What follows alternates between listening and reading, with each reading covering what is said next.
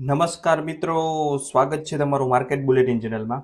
સૌ પ્રથમ તો તમામ મિત્રોનો ખૂબ ખૂબ આભાર કે આપણા 10,000 સબસ્ક્રાઈબર આજે પૂર્ણ થઈ ગયા છે. તમામ મિત્રોનો ખૂબ ખૂબ આભાર અને એક વિશ્વાસ રાખજો કે આ ચેનલ ઉપર હંમેશા તમને મળતા રહેશે શેર બજાર તથા આઈપીઓ લગતા તમામ મહત્વના સાચા અને ઝડપી સમાચાર, એ પણ આપણી ગુજરાતી ભાષામાં. હવે જલ્દીથી આપણો નેક્સ્ટ ટાર્ગેટ છે 15,000 સબસ્ક્રાઈબરનો. જલ્દીથી વિડીયોને શેર કરી દેજો અને આપણા મિત્રો સાથે કહેજો કે તેને પણ સબસ્ક્રાઇબ કરે. ચાલો વધુ વાત ન કરતા શરૂઆત કરીએ. આજે વાત કરશું એકસ લિમિટેડના આઈપીઓ વિશે. આઈપીઓ પણ મીશોની સાથે સાથે 3 તારીખે આવી રહ્યો છે.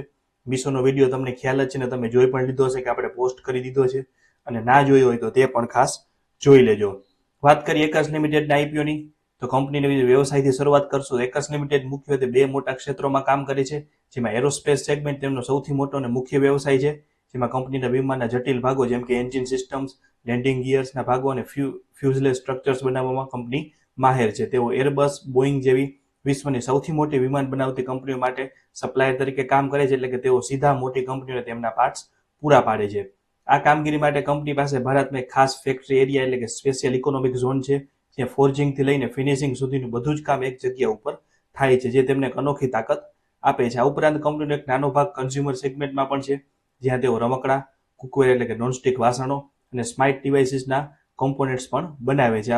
આમ એકસે ઉચ્ચ ચોકસાઈવાળા મેન્યુફેક્ચરિંગ, પ્રિસિઝન મેન્યુફેક્ચરિંગના ક્ષેત્રમાં કામ કરતી અને મુખ્યત્વે એરોસ્પેસ ઉદ્યોગ ઉપર ધ્યાન કેન્દ્રિત કરતી કંપની છે. એટલે કંપનીના વ્યવસાય વિશે તમને હવે ખ્યાલ આવી ગયો છે. આગળ થોડીક હજી વાત કરી દઈ તો કંપની પાસે ભારતમાં અને વિદેશમાં એટલે કે યુએસ અને ફ્રાન્સના ઉત્પાદન કેન્દ્રો છે. તેમની સૌથી મોટી તાકાત એ છે કે તેઓ ભારતમાં એક જ જગ્યાએ એરોસ્પેસના જટિલ ભાગો બનાવવા માટે જરૂરી બધું જ, જેમ કે 200થી વધુ સીએનસી મશીનનો ઉપયોગ કરી અને મશીનિંગથી લઈને એસેમ્બલી સુધી કરી શકે છે. આનાથી ગુણવત્તા જળવાઈ છે અને આ એરોસ્પેસના કામ ઉપરાંત કંપનીનો એક નાનો વ્યવસાય કન્ઝ્યુમર સેગમેન્ટમાં પણ આવેલો છે. આ સેગમેન્ટમાં તેઓ નોનસ્ટિક કુકર માટેના ઘટકો, આગળ જેમ આપણે વાત કરી, રમકડા અને સ્માર્ટ ડિવાઇસીસના પાર્ટ્સ બનાવવા માટે 161 મોલ્ડિંગ મશીનનો ઉપયોગ કરે છે. જો કે આ ગ્રાહક ઉત્પાદનનો વ્યવસાય હાલમાં પડકારનો સામનો કરી રહ્યો છે, પરંતુ તે એરોસ્પેસના મુખ્ય વ્યવસાયની સાથે કંપનીની વિવિધતા પૂરી પાડે છે. તો વાત કરીએ આપણે કંપનીના વ્યવસાયની, જલ્દીથી વાત કરી લઈએ ટાઈમ ટેબલની. તો 3 ડિસેમ્બરે આઈપીઓ ચાલુ થશે, 5 ડિસેમ્બરે પૂરો થશે.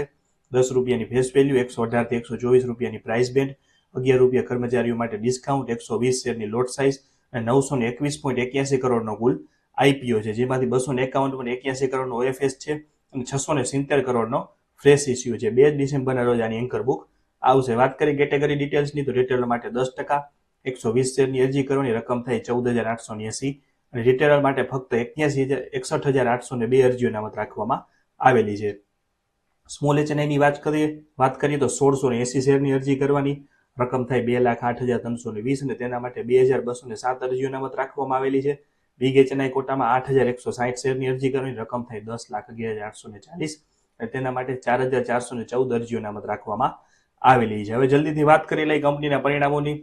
તો કંપની લોસમાં છે, તમને ખ્યાલ જ હશે, પણ લોસ પાછળના પણ અનેક કારણો હોય છે. વાત કરીએ 2023ની 31 માર્ચની, 840 કરોડની આવક સામે 109 કરોડની ખોટ.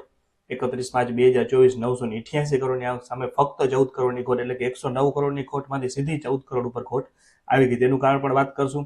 પછી 6 માસિક ગાળો એટલે કે સપ્ટેમ્બર 2024 475 કરોડની આવક સામે 71 કરોડની ખોટ.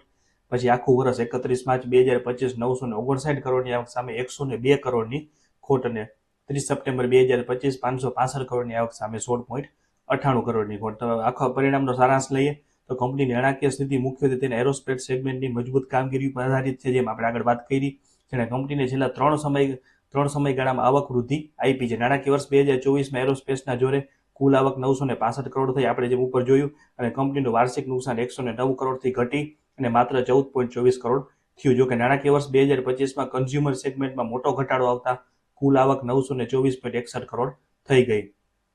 આ વર્ષે 48 કરોડનું મોટું બિનરોકડ એટલે ગુડવિલ ઇમ્પ્રિમેન્ટ લોસ નોંધાવાના કારણે વાર્ષિક નુકસાન વધીને 102 કરોડ થયું, પરંતુ આ નુકસાનનો મોટો ભાગ રોકડ ખર્ચ ન હોવાથી કંપનીનો રોકડ પ્રવાહ સકારાત્મક રહ્યો. એટલે કે તમે જે ઉપર મોટું નુકસાન જોઈ રહ્યા છો 31 માર્ચ 2025માં 959 કરોડની આવક સામે 102.35 કરોડની જે ચોખ્ખી ખોટ છે, તેમાંથી 48.27 કરોડ એ એકાઉન્ટિંગ મેથડના કારણે તમને તેમાં લોસ દેખાય છે. ખરેખર કંપનીનો કેશ ફ્લો ત્યારે પોઝિટિવ હતો, જ્યાં કુલ આવક 537.16 કરોડ થઈને ગયા વર્ષના ઇમ્પ્રિમેન્ટ લોસની ગેરહાજરીના કારણે ચોખ્ખું નુકસાન ઘટીને માત્ર 16.98 કરોડ થઈ ગયું. આમ કંપની પડકારરૂપ કન્ઝ્યુમર સેગમેન્ટમાંથી આવતા પોતાના મજબૂત એરોસ્પેસ વ્યવસાયને જોરે સરભર કરીને સુધારાની દિશામાં આગળ વધી રહી છે. લગભગ પરિણામ વિશે તમને ખ્યાલ આવી ગયો હશે. આટલી સરળ રીતે તમને કોઈ યુટ્યુબ ચેનલ કે કોઈ પણ ટીવી ચેનલમાં પરિણામ નહીં સમજાવે. તો ચેનલને સબસ્ક્રાઇબ ન કરી હોય તો ખાસ કરી નાખજો.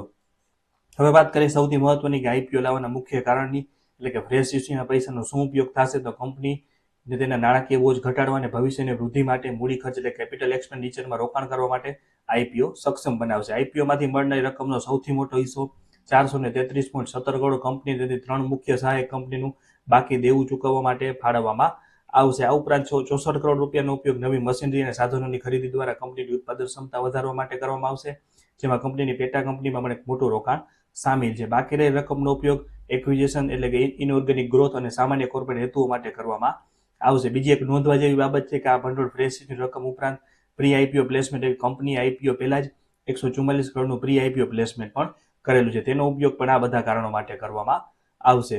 હવે જલ્દીથી વાત કરી લઈએ કંપનીની સારી અને નબળી બાબતોની. તો શરૂઆત કરશું સારી બાબતોથી. તો કંપની ભારતમાં એક જ જગ્યાએ એરોસ્પેસ માટે જરૂરી બધી જ પ્રક્રિયાઓ કાચું ફોર્જિંગ, મશીનિંગ, સરફેસ ટ્રીટમેન્ટ અને એસેમ્બલી પોતે જ કરે છે. આનાથી કામ ઝડપી થાય છે. બીજું છે વિશ્વવ્યાપી હાજરી છે કંપની. ફક્ત ભારતમાં નહીં પણ યુએસ અને ફ્રાન્સ જેવા 3 ખંડોમાં મેન્યુફેક્ચરિંગ યુનિટ કંપની ધરાવે છે. ત્રીજું છે જટિલ ભાગો, એટલે કંપની પાસે 5000થી વધુ અલગ અલગ જટિલ એરોસ્પેસ પ્રોડક્ટ જેમ કે એન્જિન અને લેન્ડિંગ સિસ્ટમના ભાગો બનાવવાનો મોટો પોર્ટફોલિયો છે. ચોથું છે મોટા ગ્રાહકો સાથે જૂના સંબંધ છે. એરોસ્પેસમાં એરબસ અને બોઈંગ અને સફરાન તથા કન્ઝ્યુમરમાં વંડરશેપ જેવી મોટી વૈશ્વિક બ્રાન્ડ સાથે કંપનીને લાંબા ગાળાના સરેરાશ 15 વર્ષથી વધુના સંબંધ છે. ત્યારબાદ છે અનુભવી લીડરશિપ. કંપનીના સ્થાપક અને સીઈઓ અરવિંદ મેલીગીરી તેમજ મેનેજિંગ ડિરેક્ટર એરોસ્પેસ સેક્ટરમાં 20 વર્ષથી વધુનો અનુભવ છે. હવે વાત કરીએ નબળી બાબતોની. તો પ્રથમ છે કંપનીની મોટા ભાગની આવક એટલે કે 88% જેટલી આવક ફક્ત એક જ સેગમેન્ટ ઉપર આધારિત છે, એટલે કે એરોસ્પેસ ઉપર. બીજું છે મર્યાદિત ગ્રાહકો પર નિર્ભરતા. કંપનીની આવકનો મોટો હિસ્સો તેના 10 સૌથી મોટા ગ્રાહક જૂથ ઉપર આધારિત છે. ત્રીજું છે નિશ્ચિત ઓર્ડરની ગેરહાજરી, એટલે ગ્રાહકો સાથેના કરારો સામાન્ય રીતે જરૂરિયાત આધારિત હોય છે, એટલે કે રિક્વાયરમેન્ટ બેઝડ હોય છે, જેમાં ગ્રાહકો નિશ્ચિત સમય મર્યાદામાં નિશ્ચિત સંખ્યામાં ઓર્ડર આપવા માટે બંધાયેલા હોતા નથી. ચોથું છે વૈશ્વિક અને નિયમનકારી જોખમ, એટલે કંપનીની મોટાભાગની આવક નિકાસમાંથી આવે છે. આનાથી તે ભારત, યુએસ, ફ્રાન્સ અને અન્ય દેશોના જટિલ કાનૂની કર એટલે ટેક્સ અને આર્થિક જોખમો સામે ખુલ્લી રહે છે. ભૂતકાળમાં આરબીઆઈ તરફથી ફોરેન એક્સચેન્જ મેનેજમેન્ટ ફેમા હેઠળ કંપનીને એક નોટિસ પણ મળી હતી. પાંચમું છે નિયમનકારી અનુપાલન અને ઓડિટનું જોખમ. કંપનીના યુનિટ ભારતમાં અને વિદેશમાં નિયમનકારી સત્તાવાળો દ્વારા સમયાંતરે નિરીક્ષણ અને ઓડિટને આધીન છે. ભવિષ્યમાં કોઈ પણ નકારાત્મક અવલોકન કંપનીની પ્રતિષ્ઠાને નાણાકીય કામગીરીને નુકસાન પહોંચાડી શકે છે. તો વાત કરી 5 સારી અને 5 નબળી બાબતોની. હવે સૌથી મહત્વની વાત કે અરજી કરવી કે નહીં. તો આ કંપનીનો મુખ્ય ધંધો એરપ્લેનના પાકા પાર્ટ્સ બનાવવાનો, જે આગળ વાત કરી તેની સૌથી મોટી તાકાત એ છે તે એરબસ અને બોઈંગ જે વિદેશી કંપનીઓ સાથે લાંબા સમયથી જોડાયેલી છે, જ્યાંથી તેની 88% જેટલી આવક આવે છે. કંપનીની સારી વાત એ છે કે આઈપીઓમાંથી મળેલા 433 કરોડ જેટલા મોટાભાગના પૈસા દેણું ઉતારવા માટે વપરાશે, જેનાથી કંપની પરનું વ્યાજનું ભારણ ઘટશે.